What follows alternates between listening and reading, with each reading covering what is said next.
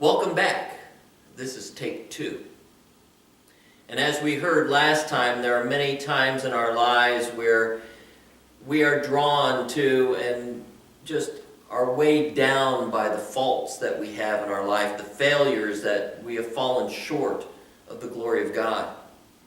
And in those moments, we continue to long for God to make things right in our life. And in that continual longing, we begin in our hearts and our minds to seek first after God's kingdom and for His righteousness. It's not that the BeAttitudes are some catalog of attitudes and talents that we need to take on as our own, and somehow by doing those things that we make things right. No. Those attitudes and talents that are listed in the BeAttitudes are identified in Jesus Himself. In Jesus we see, blessed are the poor in spirit, for it's Jesus who emptied Himself instead of holding on to His godness. It's Jesus who is the meek one. He humbled Himself to take on the form of a human being in order to become a servant, in order to become our Savior. And it's Jesus who hungers and thirsts for righteousness as He dealt with those who were the sick and the poor and the lame as He healed them. It was Jesus who mourned. He mourned for Jerusalem as He was going to the cross. And He mourned for those at the foot of the cross where He said, Father, forgive them, for they know not what they do.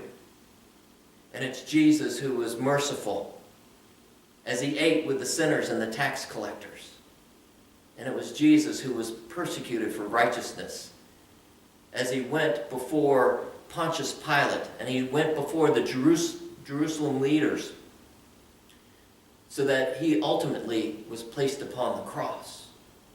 And it was there on the cross where Jesus died and set things right for you and me. And it's in that setting things right through His death and resurrection that we now are a blessing apart from anything that we could possibly do. Anything that we might think we earn or anything that we could ever deserve. Because we are blessed by the change that it brings in our life. The change that was brought through the waters of our baptism. And now in that change, you and I are transformed. And as we hear in the BeAttitudes, it transformed from blessed are they to blessed are you. And that transformation shifts to the you-ness as the robes of Christ's righteousness are put on us. And now these same qualities of meekness and merciful and persecution are placed upon us.